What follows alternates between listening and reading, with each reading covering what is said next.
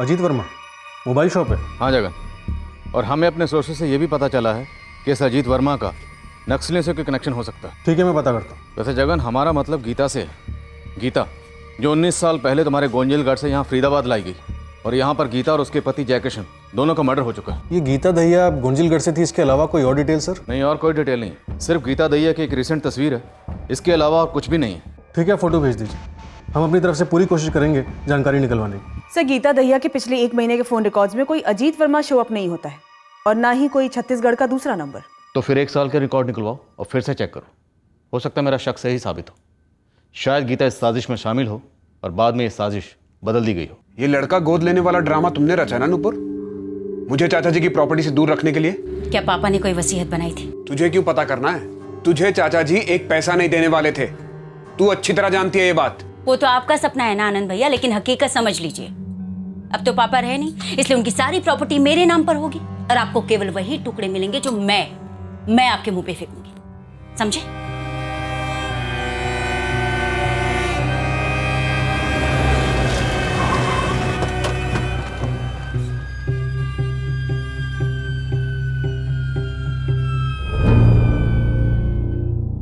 हाँ, ये कुछ दिन पहले आया था यहाँ पे। ये 2 मोबाइल्स लेकर? जी, मैंने उससे बोला भी था कि बहुत पुराने मॉडल के हैं, इसके तो खरीदार मिलना भी मुश्किल होगा मुझे, मगर जो उसको रेट बोला था वो मंजूर नहीं था, निकल गया बिना बेचे। इस घनश्याम साहू को तुम कितनी अच्छी तरह से जानते हो? टैक्सी चलाता है, बस इतना ही जानता हूँ। अजीत वर्मा जी, कभी गीता जी ने इस नाम का कोई जिक्र किया? गीता जी के गांव गोंजिलगढ़ का रहने वाला ही अजीत वर्मा। गीता ने तो कभी इस बारे में जिक्र ही नहीं किया, और ना ही कभी उसने अपने मायके के बारे में बात की, ना अच्छी ना बुरी। कभी उन्होंने अपने पति के बारे में कोई बात की, अच्छी या बुरी? जी नहीं। जैसे नूपुर को शिकायत थी अपने करोड़पति पिता से कि उन्होंने उसे कुछ नहीं दिया, क्या पता ऐसी ही शिकायत गीता जी को अपने पति से, कि इतना करोड़पति आदमी, घर का सारा काम उन्हें करना पड़ता है, कोई ऐशो आराम नहीं। हाँ, हो सकता है, और किसको नहीं होगा भला। पर कभी भी हमने गीता को महंगी साड़ी पहने या महंगे गहने पहने हुए नहीं देखा, हमेशा से उसका कान गला सुना सुना ही रहता था, वही 2 जोड़े कपड़े, पर कभी भी उसने इस बारे में शिकायत तक नहीं की। और जयकिशन जी ने कौन सी लाट साहब वाली जिंदगी जी? बसों में सफर करते थे, छोटी चीज खरीदनी हो तो उसका भी मोल भाव करते थे। ये आनंद दहिया, इसका बेटा मोहित, इसके बारे में आप लोगों ने कभी कुछ सुना? नमस्ते राम राम वाली पहचान है, और कुछ खास नहीं। मैंने अपने चाचा जी के खाते से गबन किया है, ये कह रहे हैं आप? ऐसा आप कह रहे हैं, मैंने तो सिर्फ जयकिशन जी और गीता जी के बैंक के डिटेल्स मांगे, अकाउंट्स, लॉकर। वैसे आप इतना हड़बड़ा क्यों रहे हैं? मैं क्यों हड़बड़ाने लगा? मुझे तो बस इस बात का ताज्जुब हो रहा है कि नुपुर आप लोगों को मेरे खिलाफ भड़का रही है और आप बस भड़के जा रहे हो। जब हम भड़केंगे तब आपको खुद ब खुद पता चल जाएगा, क्योंकि तब ये बातें फ़ोन पर कतई नहीं होंगी। दरअसल तब बातें होंगी ही नहीं। मुझे ऐसा क्यों लग रहा है कि आप मुझे धमका रहे हैं? और मुझे लग रहा है कि चोर की दाढ़ी में तिनका फंसा है। ये बैंक खाते के डिटेल्स, ये प्रॉपर्टी के कागजात और किराए के खाते, सब कुछ है। जो 12 लाख रुपए कम है, अगर उसके अलावा 1 पैसा भी यहां से वहां नजर आ जाए तो फांसी पर चढ़ा दीजिएगा मुझे। और वसीयत कहाँ है? मैं आपसे पहले ही बता चुका हूं कि वसीयत नहीं है। चाचा जी मुझसे बिना पूछे कि एफडी तो बनवाते नहीं थे, वसीयत क्या बनाते? और एक बात और बता दूं, ये जो बच्चा गोद लेने का ड्रामा हो रहा है ना, ये सब मन गढ़ंत है, ये नुपुर की रची हुई चाल है। आनंद, हमें पता है क्या लगता है। मुझे पता है आप लोगों को लगता है कि चाचा चाची का कत्ल मैंने ही किया है और मैंने ही 12 लाख रुपए चुराए। नहीं,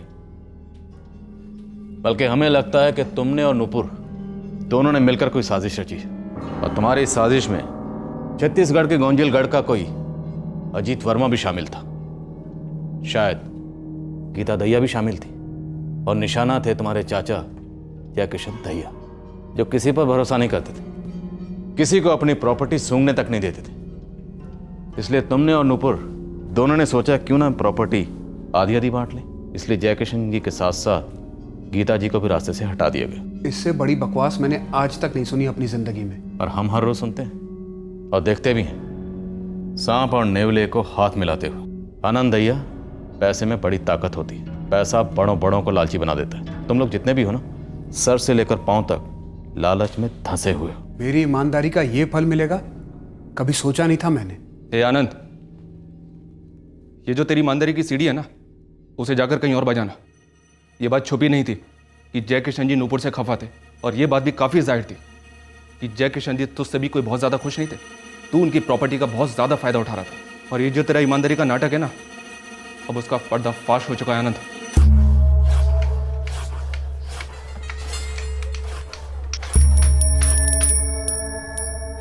मिस्त्री राम भजन ने जय किशन जी से डायरेक्ट बात क्या करी दुकान खरीदने के बारे में?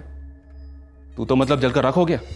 तेरी हिम्मत कैसे हुई मुझसे बिना पूछे सीधे चाचा जी से बात करने की?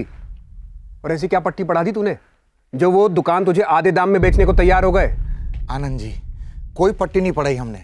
देखिए, जय किशन जी से हमारा संबंध तब से है जब हम काम की तलाश में बाजार में एक साथ खड़े रहते थे दिहाड़ी के लिए। और तुम आज भी वहीं खड़े रहते हो, और वो पूरे बाजार के मालिक हैं। तुम्हारी औकात नहीं उनसे सीधे बात करने की। हमने तो खाली दरख्वास्त की थी जय किशन जी से। अब अगर आपको कोई दिक्कत हो तो आप सीधे जय किशन जी से मिल लीजिए, आपको सब कुछ पता चल जाएगा। आनंद, मैं कह रहा हूं ना, दुकान राम भजन के नाम कर दो। लेकिन चाचा जी, हमें इस दुकान के 7.5 लाख तक मिल सकते हैं। मैं 8 लाख भी दिलवा सकता हूं, और आप इस दुकान को राम भजन को 4 लाख में दे रहे हैं। ऊपर से वो अभी सिर्फ 2 लाख रुपए दे रहा है। बाकी के रुपए कब देगा? देगा या नहीं देगा ये भी नहीं कह सकते। इस वक्त मैं तुमसे जो कह रहा हूं वो करो। ये बेकार की बहस मुझसे मत करो आनंद। आप गलत कर रहे हैं चाचा जी। अब गलत सही तू मुझे समझाएगा। चाचा जी, अगर आपने ये दुकान एक बार उसके नाम ट्रांसफर कर दी ना, तो वो बाकी के पैसे कभी नहीं देगा। 2 लाख का नुकसान मेरा होगा ना, तेरी जेब से तो एक पैसा नहीं जा रहा। आज का आज दुकान उसके नाम ट्रांसफर कर दो। सिर्फ इसलिए क्योंकि राम भजन आपके साथ दिहाड़ी मजदूर था कभी? सिर्फ इसलिए क्योंकि वो उस वक्त मेरे साथ खड़ा था जब मेरे पास दौलत नहीं थी। राम भजन ने बताया हमें, तूने कमीशन मांगा उससे। आनंद भैया, तू जितना खुद को बता रहा है ना, उतना भी दूध का धुला हुआ नहीं है। लेकिन दाल में उतना भी काला नहीं है जितना आप लोग खोज रहे हैं। अगर नूपुर की सुनते रहेंगे ना, तो ये केस सुनवाई तक भी नहीं पहुंचेगा। उसी के बुने जाल में फंसते चले जाएंगे। देखते हैं इन कागजात में कितनी सच्चाई है और कितनी बुनाई, कौन धंसा हुआ है और कौन फंसा रहा है।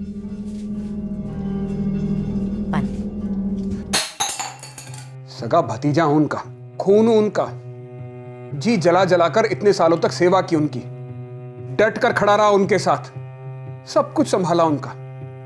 अगर गोद लेना ही था तो मुझे ले लेते, हमारे मोहित को ले लेते। क्या चाचा चाची सच में किसी को गोद लेने वाले थे? मुझे नहीं पता, इसलिए और भी ज्यादा गुस्सा आ रहा है कि इतनी बड़ी साजिश मेरी पीठ पीछे हो कैसे गई। मैंने अपनी सारी जिंदगी बिता दी इस विरासत के लिए। इस पर सिर्फ मेरा हक है, सिर्फ मेरा। तो हमें सब कुछ मिलेगा कि नहीं? मुझे नहीं पता, पुलिस तहकीकात कर रही है। क्या तहकीकात कर रही है पुलिस? किराया तो आज भी वो आनंद ही जमा कर रहा है। मैं कह रहा हूँ ये पुलिस के हाथ गर्म करके सारा केस ठंडा कर देगा। तो मुझे तो लेने के देने पड़ गए ना कमल। पहले सब कहते थे कि भाई को खा गई, अब कहते हैं कि बाप और सौतेली माँ को खा गई।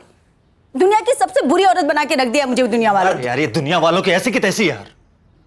देख, इससे पहले कि वो आनंद कुछ करे, तेरे बाप की जायदाद पर हक जताए, तू सारी की सारी लगाम अपने हाथ में ले ले। इस दौलत को हासिल करने का सपना हमने कब से देखा है नूपुर? सपना? सपना था ये श्राप जो हमने खुद को दिया है कमल। एक के बाद एक बुरा ही होता आया है। क्या ये सब ऐसे होना जरूरी था? एक मिनट, ये तेरा रोना धोना बंद कर, बस बंद कर। तो एक बार ना बस पैसे आ जाने थे, गरम गरम करारे करारे नोट, फिर देख तो अपनी जिंदगी की सूरत कैसे बदलेगी। ये सारा पैसा जो साला यूं ही पड़ा था, किसी काम का नहीं था, हमारे काम आएगा। एक अच्छा घर होगा, अच्छी जिंदगी होगी, अच्छा रहन सहन होगा, खाना पीना होगा। इस आराम की जिंदगी और हमारे बीच कोई भी नहीं आ सकता, और कोई कुछ नहीं कर सकता नूपुर।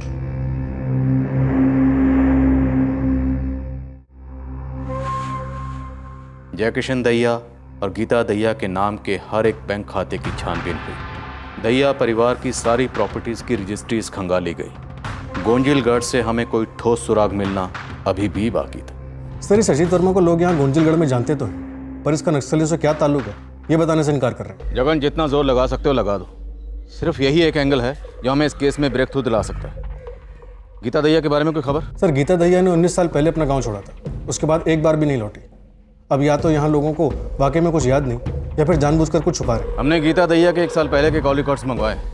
जब तक कॉल रिकॉर्ड्स आते हैं तुम लोग घुस जाओ, गोंजिलगढ़ के अंदर तक घुस जाओ। हमें गहरा शक है कि विक्टिम नंबर 2 गीता दहिया इस साजिश की रचनाकार हो सकती है। अब ये कितना सच है ये हमें अजीत वर्मा ही बता सकते हैं। किसी भी कोने से कोई भी ऐसी खबर नहीं आ रही थी जो हमें अंदेशा दे सके कि 15 सितंबर की दोपहर को जयकिशन और गीता दहिया के घर में कौन आया था। वो कौन जाना पहचाना शख्स था जिसका खान पान से स्वागत किया था उन्होंने और जिसने उन्हें मौत के घाट उतार दी। और अब हमारे सामने आने वाली थी एक और विचित्र बौखलाने वाली हकीकत। सर, हमने क्राइम सीन और जय किशन दहिया की डेड बॉडी के ऊपर से मिले हुए सारे फिंगरप्रिंट्स को मैच किए हैं। एक सेट ऑफ फिंगरप्रिंट्स मिले हैं जो दोनों जगह सेम हैं और ये किसी मेल के हैं। हमारे किसी भी सस्पेक्ट के फिंगरप्रिंट से मैच करते हैं? सर, आपने हमें आनंद दहिया, उसके बेटे मोहित दहिया और नुपुर के पति कमल हुडा के फिंगरप्रिंट्स भेजे थे, लेकिन ये फिंगरप्रिंट्स इन तीनों में से किसी से मैच नहीं करते हैं। तो फिर कौन हो सकता है रजत? हमने नुपुर, उसके पति कमल, आनंद, उसके बेटे मोहित, सबके कॉल रिकॉर्ड्स बड़े बारीकी से खंगाले, लेकिन किसी का भी किसी पेशेवर हत्यारे से कोई कनेक्शन बन नहीं रहा। सर, जैसा कि आप बता रहे थे, शायद गीता दहिया की तरफ से कोई हो।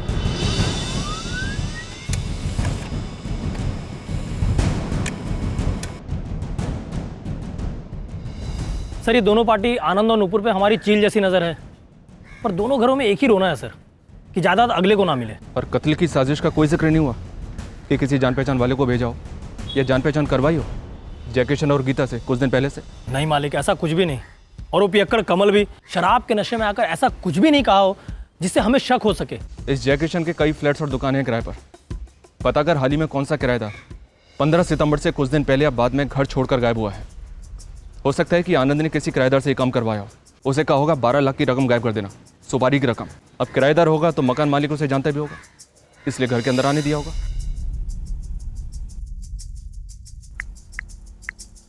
तीन नंबर्स हैं, कई महीने पहले के हैं।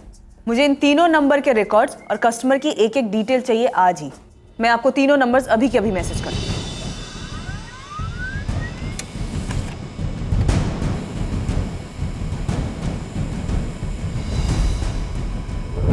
ये अजीत वर्मा, इसे हम जानते हैं, ये फरार है। और ये मनोहर सोंटा और सुधीर पटेल। और सर, इन तीनों का एड्रेस गोंजिलगढ़ का है। अजीब है सर, आनंद और नूपुर ये दोनों ही गीता के बैकग्राउंड के बारे में कुछ नहीं जानते थे, जबकि गीता अपने गांव के लोगों के टच में थी। और सर, ये अजीत वर्मा, जैसे ही इसे पता चला कि हम इसे ढूंढ रहे हैं, इसने अपना फ़ोन स्विच ऑफ कर लिया। और मनोहर सोंटा, इसका भी फ़ोन स्विच ऑफ है। और सर, ये सुधीर पटेल, इसका फ़ोन ऑन है, पर अभी तक मैंने इसे कॉल नहीं किया है। और हम कॉल करेंगे भी नहीं। हम सीधे गोंजिलगढ़ के लिए रवाना होंगे। वहाँ के पीएसआई जगन को कहेंगे कि सुधीर पटेल को लोकेट करे और इस पर नज़र रखवाए। मैं जगन को इन्फॉर्म करता हूँ सर। और सारिका सर, तुम पता करो कि तीनों नंबर जिनके टच में गीता थी, जब ये फ़ोन स्विच ऑफ हुए तब इनकी लोकेशन क्या थी, और कत्ल की दोपहर 15 सितंबर को इनकी लोकेशन क्या थी। Right sir. और ये भी पता करो कि इन तीनों नंबर्स का आनंद और नूपुर से कोई कनेक्शन है, अगर है तो।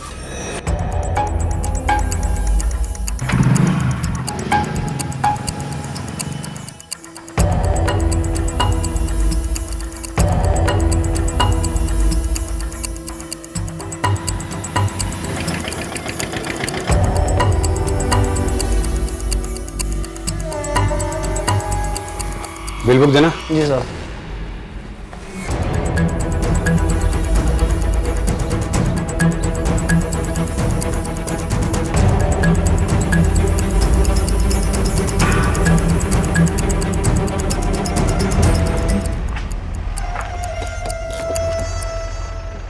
सर, सुधीर पटेल का पता चल गया। यहीं गोंजिलगढ़ में जोहरी की दुकान चलाता है। हमारे आदमी उस पर नजर रखें। उठा लो उसे। सर, ये तो गीता लगती है। लगती नहीं, गीता ही है। और 11 जून 2016 को 4 महीने पहले तुम्हारी इससे बात हुई थी, और उसके बाद 4 बार बात हुई। हाँ साहब, बात तो हुई थी, पर माजरा क्या है साहब? गीता ठीक तो है? गीता मर चुकी है। क्या? गीता दहिया और उसके पति जयकिशन दहिया, दोनों का कत्ल हो चुका है। क्या हो गया ये सब गीता के साथ? ये पर आप लोग मुझे क्यों उठा के लाए यहाँ पे? तुम गीता को कैसे जानते हो? साहब, गीता हमारे साथ स्कूल में पढ़ती थी, फिर उसके माँ बाप चल बसे तो वो अकेली रह गई। ये कुछ 19 साल पहले की बात है। फिर एक दिन अचानक गीता भी कहीं चली गई, किसी को पता नहीं चला वो कहाँ चली गई। और फिर अचानक 19 साल बाद गीता ने तुम्हें फ़ोन किया। इत्तेफाक? हाँ साहब, इत्तेफाक ही तो था। मेरा एक कारीगर है चंदर, जो फरीदाबाद गया था एक काम से, तो इत्तेफाक से गीता उससे टकरा गई, और जब उसे पता चला कि वो मेरा आदमी है तो उसने उससे मेरा नंबर ले लिया और मुझे फ़ोन किया।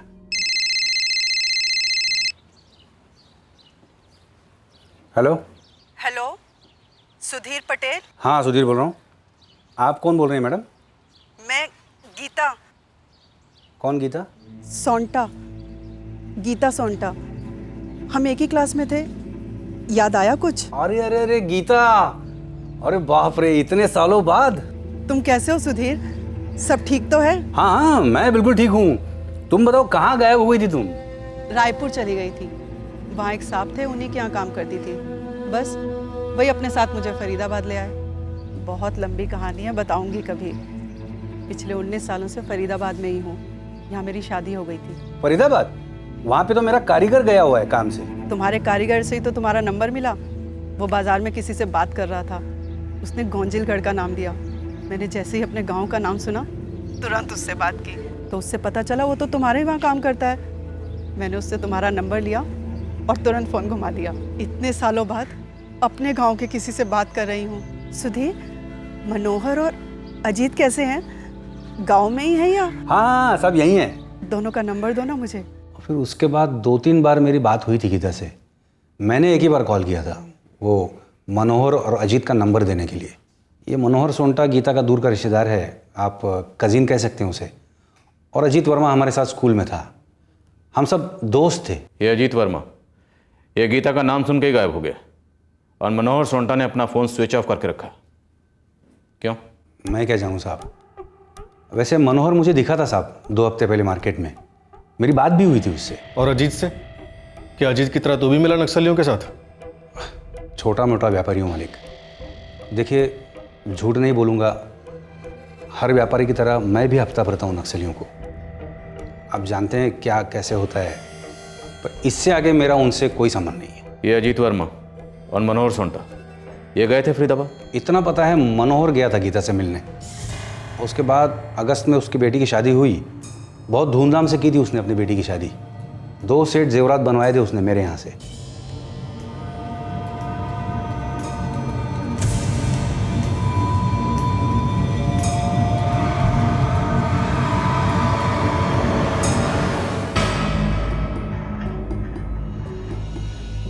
नहीं, तब तो मुझे नहीं खनका, पर बाद में ख्याल आया कि पहले तो अपना राशन पानी भी बहुत मुश्किल से जुटा पाता था मनोहर, और अब तो शादी से पहले उसने घर की मरम्मत भी करवा ली थी। समझ नहीं आया इतना पैसा आया कहाँ से मनोहर के पास। मनोहर के हाथ ये जो पैसा लगा था, फरीदाबाद से लौटने के बाद उसके पास ये पैसा आया था? मनोहर शायद जुलाई में गया था फरीदाबाद 3-4 दिनों के लिए। उसके बाद अगस्त में उसकी बेटी की शादी हुई थी। तो हाँ, आप ऐसा कह सकते हैं, पर सच कह रहा हूँ साहब, आपके बोलने के बाद ही 2 और 2 4 हो रहे हैं। ये मनोहर जा कहाँ सकता है? कहाँ छुप सकता है ये? मैं क्या जानूँ, लेकिन साहब क्या मनोहर फरीदाबाद से इतने पैसे लाया था? लाखों। और क्या ये गीता के पास इतने पैसे थे? जब आप लोगों ने मनोहर पे नज़र रखने के लिए कहा तो हम फ़ौरन उसके घर पहुंचे। घर पे ताला लगा हुआ था। पड़ोसियों से पता चला कि मनोहर और उसकी बीवी कई दिनों से दिखाई नहीं दिए। सलाम साहब। साहब मैं सुमित, मैंने ही आपको उस अजीत वर्मा की टिप दी थी। ये मनोहर सोंटा है, इससे भी बात हुई थी तेरी गीता के मर्डर को लेकर? नहीं साहब। इस मनोहर सोंटे के पीछे हाथ धोकर पड़ जाओ, पता करो कि ये कहाँ जा सकता है, कहाँ छुपा हो सकता है। जब ये फरीदाबाद से आया था तो शायद इसके पास बहुत ज़्यादा पैसे थे। उन्हीं पैसों से इसने अपने घर की मरम्मत कराई और अपनी बेटी की शादी भी करवाई। पता करो इसकी बेटी की शादी कौन से गांव में हुई। इस मनोहर सोंटे का मिलना हमारे लिए बहुत ज़रूरी। सर, फोन रिकॉर्ड्स के अकॉर्डिंग मनोहर सोंटा, अजीत वर्मा और सुधीर पटेल, इन तीनों का नूपुर और आनंद के साथ कोई कनेक्शन नहीं दिख रहा है। सुधीर पटेल का कहना है कि ये मनोहर सोंटा जुलाई में फरीदाबाद आया था गीता से मिलने। करेक्ट है सर, फोन रिकॉर्ड्स तो यही कहते हैं। पर सर, पिछले 3 महीनों में अजीत और सुधीर का फोन लोकेशन फरीदाबाद नहीं दिखा है। सुधीर पटेल की बैकग्राउंड हमने चेक की है, लेकिन ये अजीत वर्मा अभी भी फरार है। और ये मनोहर सोंटा जब ये फरीदाबाद से लौटा था तो इसके पास बहुत सारे पैसे थे। हो सकता है इसे आनंद या नूपुर ने खरीद लिया। पूरे चांसेस हैं कि इसे आनंद ने खरीदा हो। पर सर, 15 सितंबर की दोपहर से ना ही सुधीर और ना ही अजीत का फोन लोकेशन फरीदाबाद शो कर रहा है। लेकिन सर, मनोहर सोंटा, इसका फोन सितंबर महीने के तीसरे हफ्ते से स्विच ऑफ आ रहा है। इन तीनों के नंबर्स और फोन की ट्रैकिंग जारी रखो। ये भी हो सकता है ये काम अजीत या मनोहर ने अपने किसी जान पहचान वाले से करवाया। सर जगन का फ़ोन है, वो कह रहा है कि हम पर नक्सली हमला हो सकता है। हाँ जगन बोलो। सर एक खबर आई है, बुरी खबर है। बोलो। सर उम्मीद की जा रही थी कि अजीत वर्मा के बारे में कोई खबर होगी, लेकिन टिप मिली है कि नक्सली हमला होने वाला है। बाहर से जो साहब लोग आए हैं उनको बोलो तुरंत लौट जाए, वरना लाल सलाम हो जाएगा उनका। लेकिन क्यों? पता नहीं साहब जी, कल दल के सरदार के पास वो 2 बाहर वाले साहब लोगों की तस्वीरें थी। कहीं इसमें अजीत वर्मा का हाथ तो नहीं संतराम? मैं किसी अजीत वर्मा को नहीं जानता साहब जी, आप टिप दे रहे हैं इसीलिए बता रहा हूँ। मेरी खबर पक्की है, कभी भी हमला हो सकता है बड़ा वाला। और टारगेट आप और विनोद दोनों हैं। जगन अब हम पीछे तो नहीं हटने वाले। सर प्लीज़ सिर्फ अभी के लिए एक कदम पीछे हटा लीजिए। सर जब तक आपके पास फोर्स पहुंचेगी देर हो सकती है। वक्त सही नहीं इसलिए कह रहा हूँ, सिर्फ अभी के लिए आप प्लीज़ वापस लौट जाइए। हम वापस नहीं जाएंगे, तुम एक टीम तुरंत भेजो। एक तीर से 2 निशाने लगेंगे, ये नकली टोली भी मिलेगी और ये अजीत वर्मा भी। सर इतना आसान नहीं है। अजीत वर्मा इस अटैक के पीछे है या नहीं ये बात अभी कंफर्म नहीं है, और इस अटैक के नतीजे काफ़ी घातक हो सकते हैं। प्लीज़ मेरी सिचुएशन समझिए। मैं आपसे वादा करता हूँ आपको अजीत और मनोहर दोनों ला कर दूंगा। सर एक कवर टीम भेज रहा हूँ, आप प्लीज़ वापस लौट जाइए। सर हमारा यहाँ रुककर नक्सलियों का सामना करना बनता तो है, लेकिन हमारा ऐसा करना जगन की पोजीशन के लिए खतरा हो सकता है।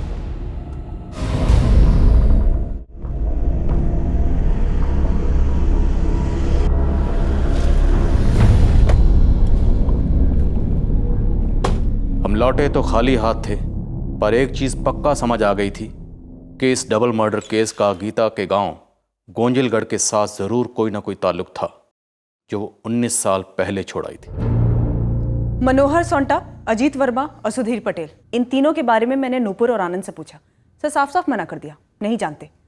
और वैसे भी हाँ तो वो करेंगे नहीं। और जिस तरीके से हम पर अटैक प्लान हुआ उससे तो लगता है कि अजीत वर्मा जरूर शामिल है, और इस वक्त ये मनोहर भी गायब है। सर केस का क्रैक तो अभी भी बहुत दूर है, लेकिन हम लौट कर उसी रास्ते पर आ गए हैं जहाँ से हमने शुरुआत की थी, प्रॉपर्टी। अब ये कातिल हमें बता सकता है कि सुपारी किसने दी और साजिश किसने रची, नूपुर ने, आनंद ने या गीता ने, या फिर ये तीनों शामिल थे और एंड मौके पर गीता के साथ धोखा हुआ। सारिका सर, इन तीनों का फरीदाबाद में गीता के अलावा किसी और से कोई कांटेक्ट नहीं हुआ? एक कॉल है सर, मनोहर सोंटा ने किया था जुलाई में, फरीदाबाद आने से पहले। वैसे अभी ये फ़ोन स्विच ऑफ है, इसकी डिटेल्स और लोकेशन मंगवाई मैंने। हम बिल्कुल सही रास्ते पर हैं, पर मंजिल अभी भी काफ़ी दूर है।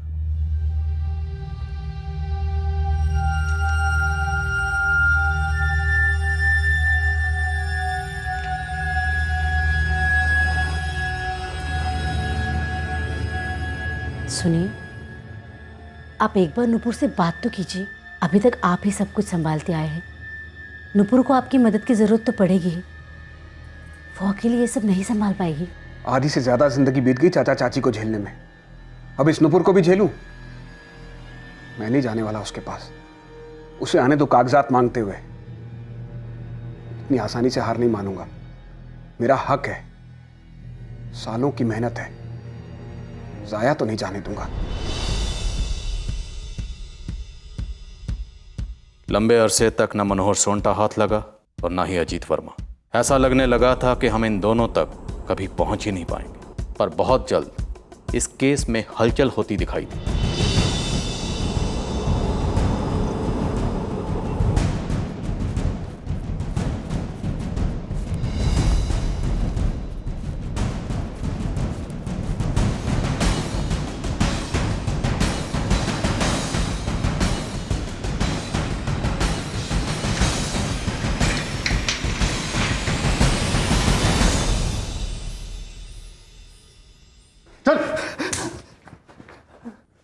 अजीत, तुझे पता है तुझे ठोकना हमारे लिए कितना आसान है। ऊपर से इनाम मिलेगा वो अलग, पर तुझे जिंदा सिर्फ ये जानने के लिए रखा है कि फरीदाबाद की गीता दहिया और उसके पति जय किशन दहिया के मर्डर केस की सुपारी सिर्फ तुझे दी गई थी या फिर तुझे और मनोहर दोनों को? किसी से कोई सुपारी नहीं मिली थी साहब। मैं तो गीता से कभी मिला ही नहीं। मिला ही नहीं? साले, तुझे मार नहीं रहे इसका मतलब ये नहीं कि तुझे जिंदा रखेंगे। पूरी जिंदगी तड़पेगा, वो हाल करेंगे तेरा। यकीन करो साहब, सच बोल रहा हूँ। गीता को गोंजलगढ़ छोड़ने के बाद मैं उसे कभी नहीं मिला साहब। उसकी मौत की खबर तो आप लोगों से मिली है अभी। गीता से सिर्फ 2 बार फोन पे बात हुई थी साहब, सिर्फ 2 बार। जब सुधीर ने मेरा नंबर उसे दिया था तभी। 19 साल पहले काफी पसंद करता था मैं उसको। गीता, अरे कहाँ हवा हो गई थी तुम? इतने सालों बाद तुम्हारी आवाज सुन रहा हूँ। बस नसीब अजीत, पर इतने सालों में एक दिन ऐसा नहीं गुजरा जब मैंने तुम सबको याद ना किया हो। शादी हो गई तुम्हारी? एक बेटी है तुम्हारी? शादी के लालच में तो इतनी दूर आई थी यहाँ फरीदाबाद। एक बेटा भी था, सुभाष, पर अब नहीं रहा। क्या हुआ? उसे उसकी सौतेली बड़ी बहन के लालच ने मार डाला अजीत। पता नहीं मुझे आके क्या मिला। एक सुरक्षित जिंदगी के लिए मैंने बिना शादी के बच्चा करने से इनकार कर दिया। बस एक यही शर्त थी, मेरी शादी हो, परिवार हो, इसीलिए तो शादी की थी। खैर, तू ठीक तो है ना? बस गुजारा हो जाता है। कभी ऐसा लगता है जैसे सब कुछ होने के बावजूद कुछ भी नहीं है। मेरी भी हालत कुछ ऐसी ही गीता। कहने को तो एक मोबाइल की दुकान लगा रखी है, लेकिन मुनाफा ना के बराबर है। मेरी मनोहर से बात हुई थी। मैंने उससे कहा था हो सके तो मिलने फरीदाबाद आ जाना। तुम आओगे कभी? दुकान किसी के भरोसे नहीं छोड़ सकता ना, लेकिन हम बात करेंगे। ऐसे ही 2 बार बात हुई थी गीता से। फिर गीता का नाम सुनते भाग क्यों खड़ा हुआ था? वो तो मैं डर गया था साहब कि फरीदाबाद की पुलिस मुझे क्यों पूछ रही है, वो भी गीता के बारे में। गीता मर गई है तो आपसे मुझे पता चला। अभी वो आया था ना खबरी, उसको भी मैंने कुछ पूछा नहीं था। मैं डर गया था साहब, इसलिए मैं भाग गया। और भागकर तूने अपने नक्सली आकाओं से बोल दिया कि फरीदाबाद पुलिस पर धावा बोल दे। वो तो नक्सलियों को ही लगा था कि आप लोग पूरी फौज लेके जंगल में घुसेंगे। वो भी होगा, बहुत जल्दी होगा। पर फिलहाल तो ये बता कि गीता और जय किशन डबल मर्डर केस में तेरा क्या हाथ है? सच बोल रहा हूँ साहब, मैं कुछ नहीं जानता। एक मौका और दे रहा हूँ, सोच ले। साहब वो मनोहर गया था गीता से मिलने के लिए, वो तो उसके रिश्ते में भी लगता है। वो हम जानते हैं, आगे बोल। आने के बाद बहुत पैसा खर्च कर रहा था साहब, तो कहीं उसने तो नहीं। तो कुछ नया नहीं बोल रहा है? इससे आगे कुछ नहीं जानता साहब। विष्णु, एक एक हड्डी, एक एक पसली प्यार से कुटना। साहब सच बोल रहा हूँ साहब, साहब यकीन करो मेरा साहब, इससे आगे कुछ नहीं जानता साहब। साहब विनोद, इस अजीत वर्मा की इतनी फील्डिंग की हमने, और जब हाथ लगा तो इसे कुछ नहीं मालूम। ऐसा कैसे हो सकता है जगन? बुलवाओ साले से। कल शाम से इसकी कुटाई हो रही है, अभी भी चल रही है। अगर ये डबल मर्डर केस में इन्वॉल्व होता तो अब तक पक्का टूट चुका होता। वैसे मनोहर को भी ढूंढ रहे हैं, उम्मीद करते हैं जल्दी हमारी हिरासत में होगा। फिर अंधी गली सर। अंधेरे में ही सही, पर हम आगे तो बढ़े। अभी तक हम गीता के बैकग्राउंड से यही पता लगा पा रहे थे कि गीता अपने गांव के लोगों को बहुत मिस कर रही है। पर ये केस आखिर है क्या, यहां पर हर सुराग अंधी गली में जाकर दम तोड़ रहा है। अब नए सुराग सर उठाने लगे, फरीदाबाद से तो गोंजिलगढ़ से भी। हाँ जगत सर, अच्छी खबर है, मनोहर को धर लिया गया उसी के घर से। क्या हुआ साहब? साहब मैंने क्या किया है? साहब क्यों ले जा रहे हो मुझे पकड़ के? ये तो वाकई अच्छी खबर। हम अभी निकल रहे हैं।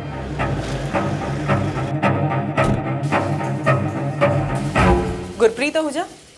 जी मैं ही हूँ। तो मनोहर सोंटा को कैसे जानते हो? नहीं मैडम, मैं किसी मनोहर सोंटा को नहीं जानता। तो जुलाई महीने में मनोहर सोंटे ने आपको फोन क्यों किया था? और आपका ये नंबर अभी स्विच ऑफ क्यों है? तुम्हारे ही नाम पे रजिस्टर्ड है ये नंबर? ये नंबर मेरे नाम पे खरीदा गया है, और इस सीरीज के 8-10 नंबर और खरीदे गए मेरे नाम पर मैडम ये तो मैंने अपने वर्कर्स के लिए खरीदा है। आपका कौन सा वर्कर ये नंबर यूज करता है? मैं चेक करवाता हूँ मैडम।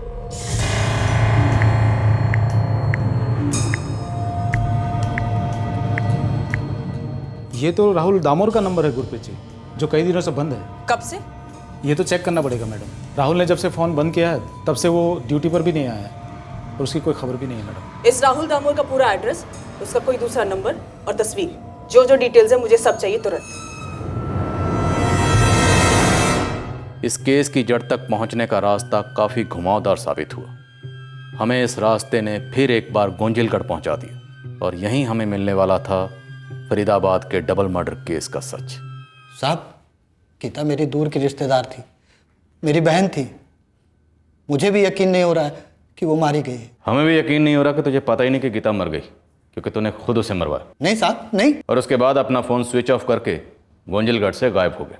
ये सच नहीं है साहब। साहब वो बगल वाले गांव में फैक्ट्री लग रही है, वहाँ मुझे 2 महीने के लिए काम मिल गया था, इसलिए चला गया था साहब। और रही बात फ़ोन की, तो मैंने साहब को बताया साहब कि वो मुझे सस्ता सिम मिल रहा था, तो मैंने वो सिम लेके फ़ोन में डाल दिया और वो बंद रखा। सच बोल दे मनोहर। साहब मैं ऐसा क्यों करूँगा? अगर मुझे यही करना होता तो मैं अपने घर वापस क्यों लौट के आता? मेरा आधार कार्ड छूट गया था, मैं वही लेने आया था तो साहब ने पकड़ लिया मुझे। तो अब आ गया ना पकड़ में। अब सच उगलते हैं, किसने सुपारी दी थी? साहब इतना घिनौना इल्जाम मेरे पर मत लगाइए। मैं गीता को क्यों मारूंगा? साहब उसने मेरी ऐसी मदद की कि कोई सगी बहन भी नहीं कर सकती है। मेरी बेटी की शादी हो गई, मेरे घर की मरम्मत हो गई। मैं तो मिलने गया था साहब।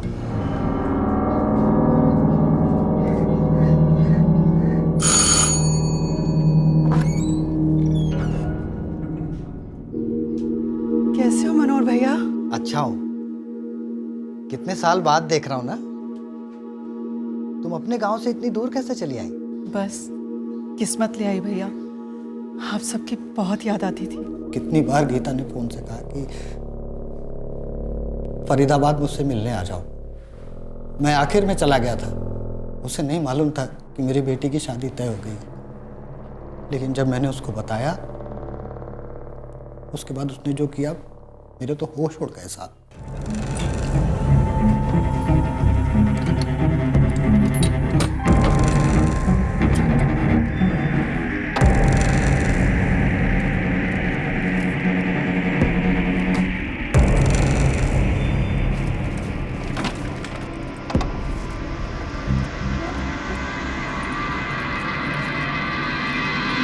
ये अपनी अंजलि की शादी के लिए। गीता, तुम्हारे पास इतने पैसे?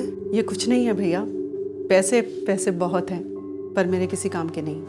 लेकिन इतने सारे पैसे मैं कैसे ले सकता हूँ? ये अपनी अंजलि के लिए हैं। अंजलि का जो जो दिल करे उसे सब खरीद देना। बहुत धूमधाम से शादी करना उसकी। मैं इसे बैग में पैक कर देती हूँ। मुझे तो यकीन ही नहीं हो रहा है कि गीता, जो 19 साल पहले गांव छोड़ के चली गई थी, अचानक से इतनी अमीर हो गई और मेरी दिल खोल के मदद कर रही थी। मुझसे बोली कि और चाहिए तो बेझिझक मांग लेना। साहब, मैंने पूरी ज़िंदगी में इतने सारे पैसे एक साथ नहीं देखे थे। 11 लाख। कुल मिलाकर 2,12,45,000 होने चाहिए। मतलब 12 लाख रुपए कम है। गीता ने तुझे 11 लाख रुपए दिए या 12 लाख? 11 लाख साहब। साहब मैं घर जाके 5-5 बार गिना।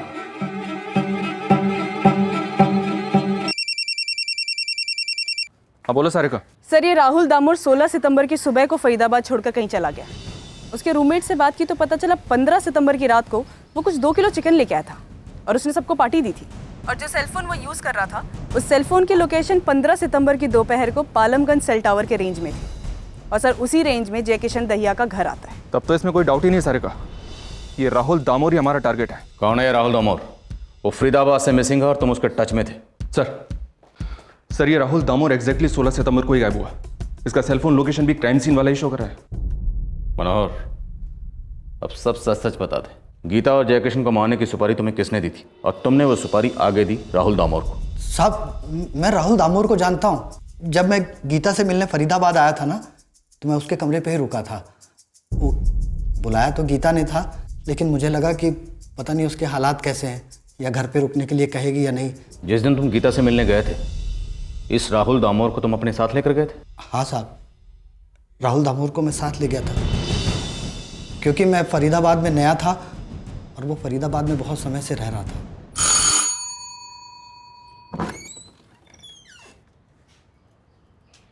कैसे हो मनोहर भैया? अच्छा हूँ।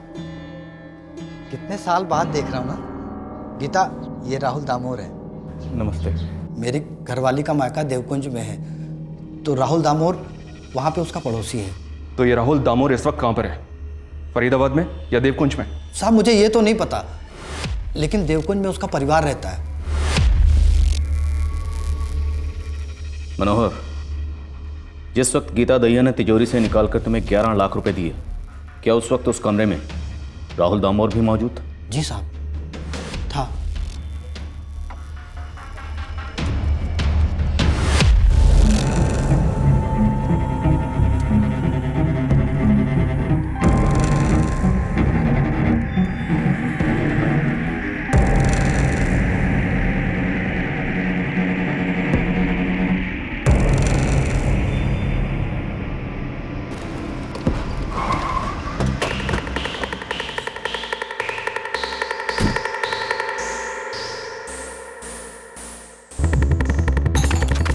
हमें देखते ही जब राहुल दामोर भाग खड़ा हुआ, हम जान गए कि हमें हमारा टारगेट मिल गया। अब सवाल ये था कि क्या ये असली टारगेट था या महज किराए का टट्टू।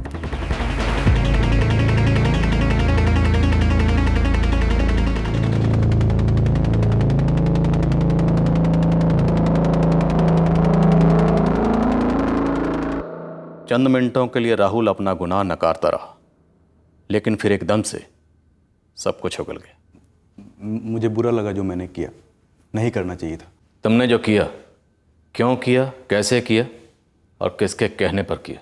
मनोहर भैया के मिलवाने के बाद मैं गीता दीदी घर अक्सर जाया करता था। वहाँ नाश्ता पानी होता और गीता दीदी मुझसे बहुत प्यार से बात करती थी।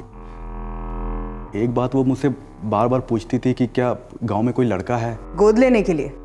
जी हाँ, मैं हमेशा से ये कहना चाहता था कि गीता दीदी मुझे गोद ले ले, लेकिन कभी हिम्मत नहीं हो पाई। पर उनकी जान लेने की हिम्मत जुटा ली तुमने? कैसी जान सर, गीता दीदी की कोई ज़िंदगी थी ही नहीं। मनोहर भैया के सामने उन्होंने खुद कहा था कि पैसे उनके किसी काम के नहीं हैं। पैसे पैसे बहुत हैं, पर मेरे किसी काम के नहीं। और मुझे सभी लोगों की तरह पैसों की बहुत ज़रूरत थी। तो उस घर में पैसे चुराने गया था? जी साहब। पराठे बना रही हूँ, खाकर जाना। जब तक खाओगे तब तक ये भी उठ जाएंगे, मिलकर ही जाना। जी दीदी।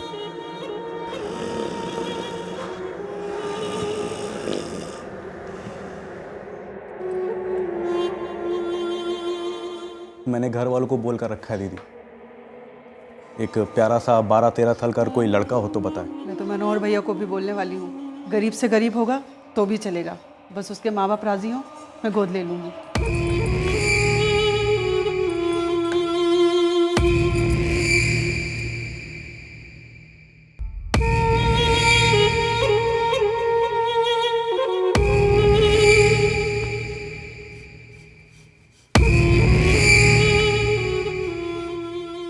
कुछ चाहिए राहुल?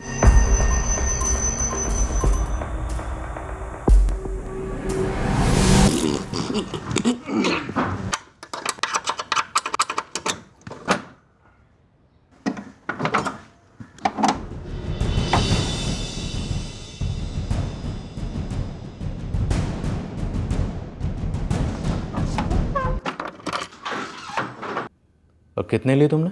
1 लाख थे, तब मालूम नहीं था, लेकिन घर जाने के बाद दोनों बंडल गिने तो पूरे 1 लाख रुपए थे। इतने सारे पैसे लेकर कैसे जाता सर? सोचा कि अगर ले भी जाऊं तो लगा कि पकड़ा ना जाऊं, तो मैंने तिजोरी की चाबी ली, उनके मोबाइल लिए और घर को बाहर से ताला लगाकर वहां से निकल गया। फोन के साथ क्या किया? शौचालय के उसी के कोने में छुपा दिया था। और लॉकर की चाबियां? वहाँ के बाद मैं गांव भाग गया था, देवकुंज। चाबियां वही हैं मेरे घर पर। अबे तूने सिर्फ 1 लाख के लिए 2 जाने ले ली? ओए राहुल दामो, किसका जिम्मा तू अपने सर पर ले रहा है? सर ये क्या कह रहे हैं आप सब? किसने तुझे ये कहा कि 2 कत्ल करने के बाद सिर्फ 1 लाख रुपए चुराना? बोल, कौन था वो? कौन है वो? आनंद दैया या नुपुर हुडा? उंगलियों के निशान मैच हुए होंगे, लॉकर की चाबी भी उसके घर से मिली होगी, लेकिन मैं ये बात मानने को तैयार ही नहीं हूं कि राहुल ने सिर्फ 1 लाख रुपए के लिए चाची जी को मार दिया। सर, ये राहुल नूपुर से मिला हुआ है, मैं लिख कर दे सकता हूं। और नूपुर लिख कर देगी कि तुम मिले हुए उससे, जबकि सच ये है कि इस बंदे ने तुम दोनों का नाम तक नहीं सुना पहले। हमने उससे हर तरीके से पूछताछ की, वाकई राहुल ने 1 लाख रुपए चुराए थे। मान लो अब इस बात को, नूपुर का इसमें कोई हाथ नहीं। Thank you sir. अच्छा हुआ जो आपने कातिल को पकड़ लिया, नहीं तो सारी जिंदगी सब बस शक की नजर से देखते रहते कि सर, ये जो मन पर से बोझ उतरने का सुख है ना, ये उस सुख से कई गुना ज्यादा संतुष्टि दे रहा है जो मुझे पापा की जायदाद से मिलेगी। वैसे नूपुर जी, सारे पैसे कोर्ट में जमा होंगे, आपको ये पैसे कोर्ट से क्लेम करने होंगे। जब आप कोई वकील करेंगे तो सारी बात आपको समझा देगी। सर, एक बात कहूं? जी। हमने कई बार ऐसा सोचा होगा कि कुछ ऐसा हो जाए जिससे कि पापा की सारी प्रॉपर्टी, सारी जायदाद हमें मिल जाए। कई बार गुस्से में बुरा भी सोचा, पर इतना बुरा इतना बुरा होगा ऐसा नहीं सोचा था सर।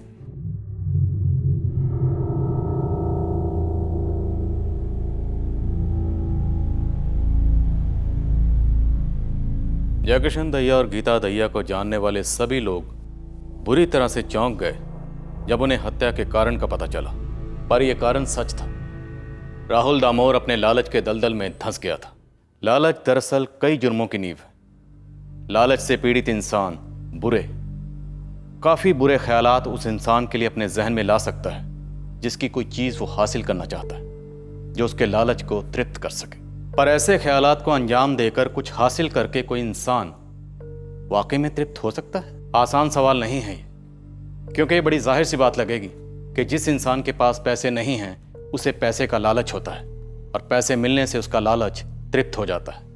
और जिस इंसान के पास पैसे हैं उसे और पैसे चाहिए होते हैं, उसे अपने पैसे को बचाने का लालच होता है।